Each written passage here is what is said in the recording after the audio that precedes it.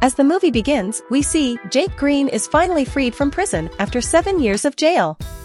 2 years after his release, he and his brother Billy go to one of the big casinos to get back the money they owe to owner, Dorothy Matcha.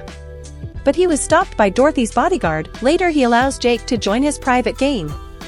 On the way up, Jake hesitates to take the elevator because of his fear to close area, but the other bodyguards remind him they must climb 20 floors, so he gives in and takes the elevator. Jake's first bet is on a chip toss against another player at the table, which he loses, but this is on purpose, to let Dorothy think he is winning, so when he makes the same bet with him, he wins this time.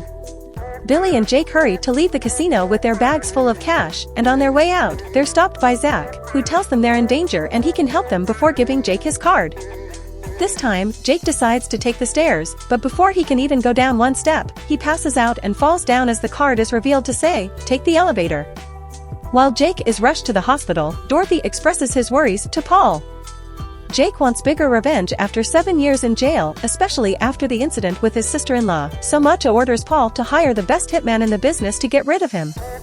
At the hospital, Jake is told no, that he is fine, so he should go home and rest while waiting for the blood test results.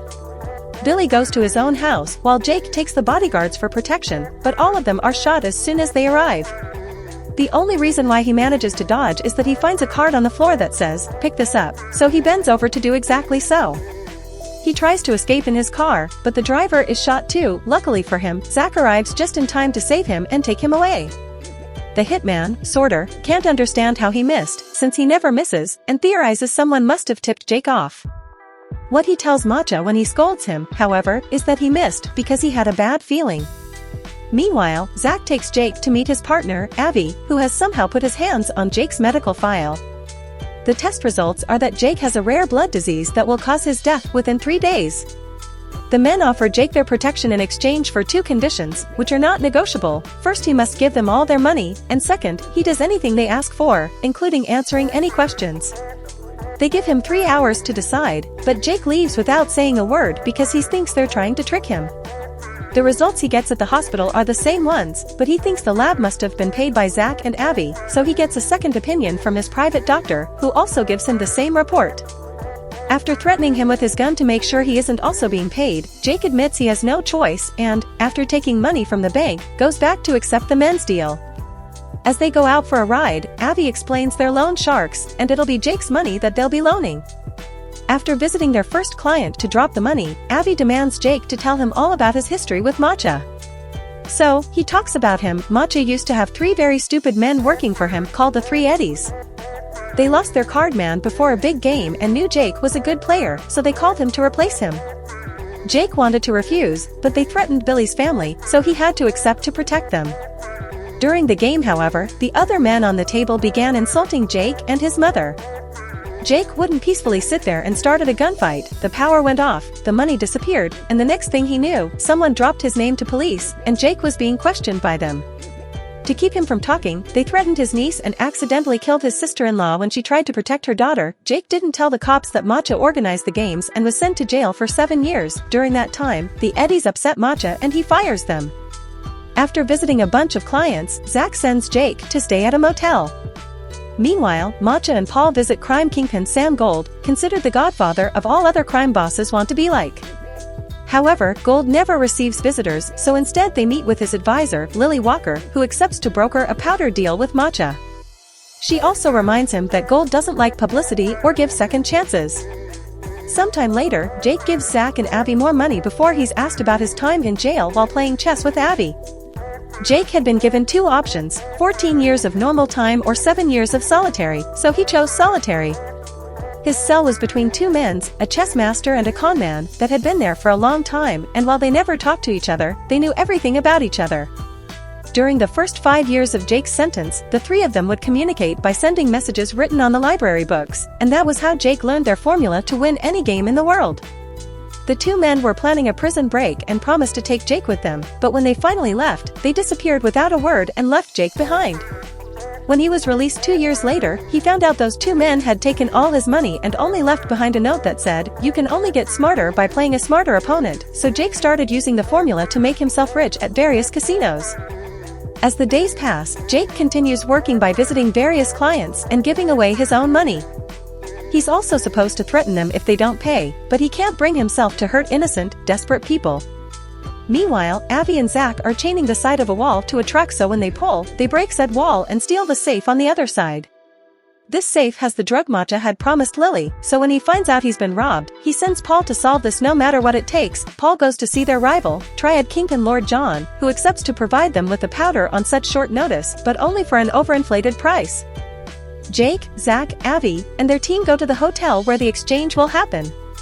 They sneak into a room next to the thugs to make a hole in the wall and inject sleeping gas, putting both Matcha's and John's men to sleep.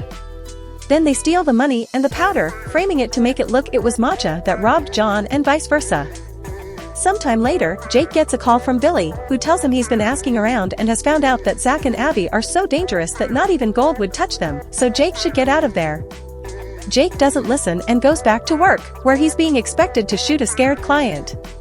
He refuses and tries to shoot Avi instead, but he realizes the gun is empty right before Avi knocks him out.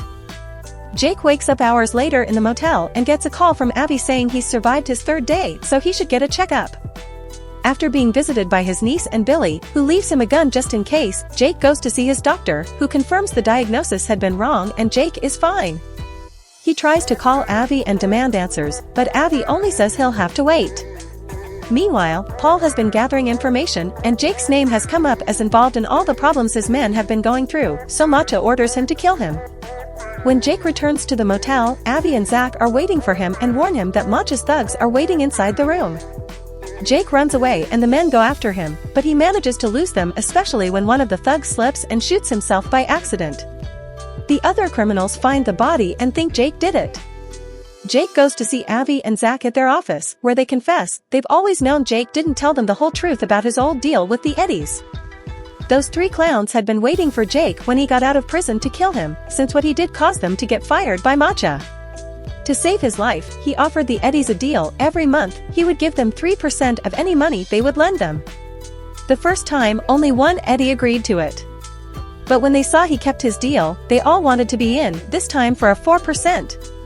In truth, Jake was paying each Eddie with another Eddie's money, so he wasn't losing anything.